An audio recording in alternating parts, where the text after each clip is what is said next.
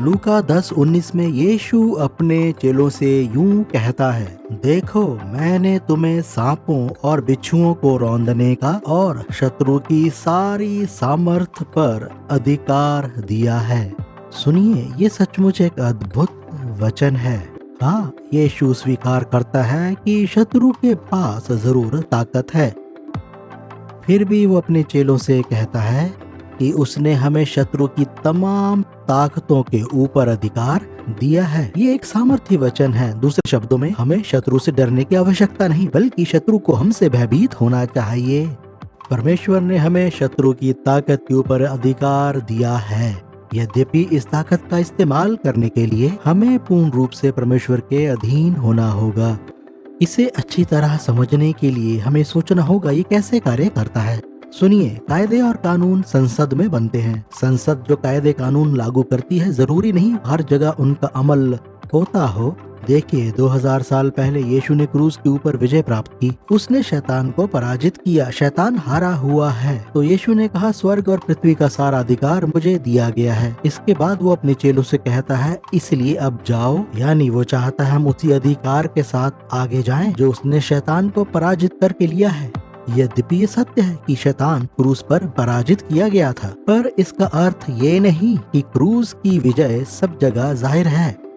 ये ऐसा ही है जैसे मैंने अभी संसद का उदाहरण दिया था कि वहाँ कानून तो बनते हैं पर हर जगह फरमाबरदारी नहीं होती। यहाँ आते हैं कानून मनवाने वाले। इन कानून मनवाने वालों का काम होता है कि कानून जो संसद में लागू किया जा चुका है उसे स्थापित किया जाए। ठीक उसी तरह आत्मिक रूप में रूस की विजय को हर जगह स्थापित करना जरूरी है। इस बड़ी जीत का अर्थ ये नहीं है कि शत्रु अब इस महान जीत के विरुद्ध किसी तरह का विद्रोह नहीं करेगा।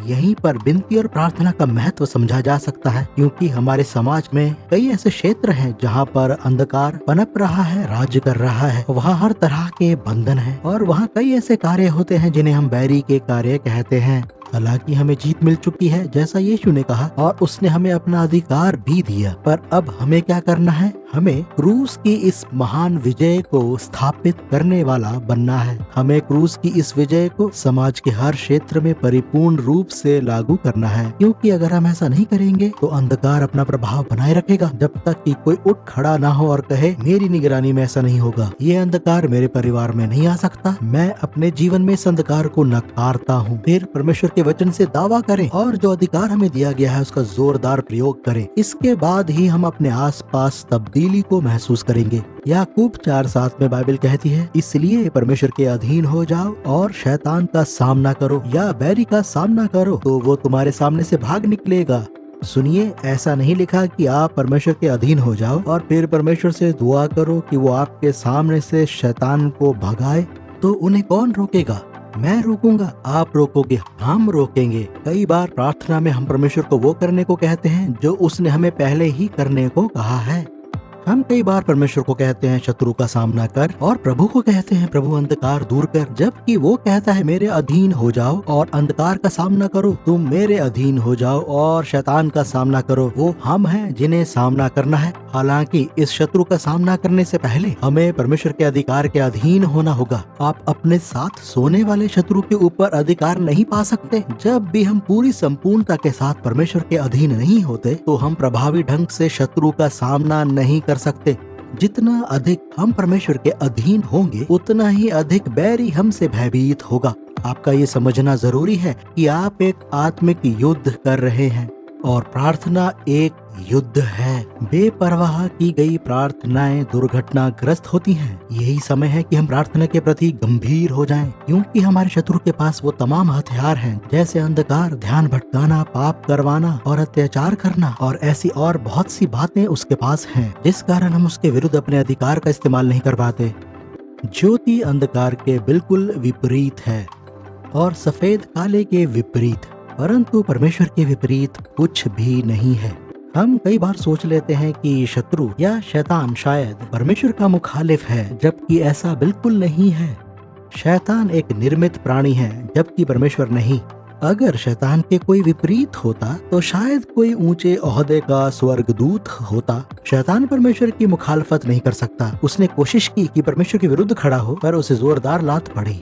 स्वर्ग से खदेड़े जाने के बाद वो अब कोशिश करता है कि हमारी मुखालफत करे, क्योंकि हम परमेश्वर के स्वरूप में बनाए गए हैं। वो जानता है कि हम परमेश्वर की आंख की पुतली हैं, इसलिए वो परमेश्वर तक पहुंचने के लिए हमारा इस्तेमाल करता है। ठीक इसलिए ही यीशु आया हमारे रूप में, यानी एक मनुष्य बनकर, ताकि शत्रु को हराकर उदाहरण दे कि हम उसे कैसे हरा सकते हैं। ये जॉन वेस्ली का कथन है। परमेश्वर विश्वास में प्रार्थना के अनुसार कार्य करने के अलावा पृथ्वी पर कुछ नहीं करता है। इसका अर्थ ये नहीं कि परमेश्वर अपनी इच्छा के अनुसार कुछ नहीं कर सकता, परंतु ये कि परमेश्वर ने कुछ कानून और कायदे स्थापित किए हैं कि इस संसार को चला सके और इस तरीके से चला सके, और वो खुद एक तरीके से अपनी व्यवस्था के अधीन है। जैसे जब परमेश्वर ने मनुष्य को बनाया, तब उसने कहा मनुष्य पूरी पृथ्वी पर अधिकार रखे। परमेश्वर के ऐसा कहते ही वो कानून बन गया। तो आदम या मनुष्य या हम इस पृथ्वी के लिए जिम्मेदार हैं।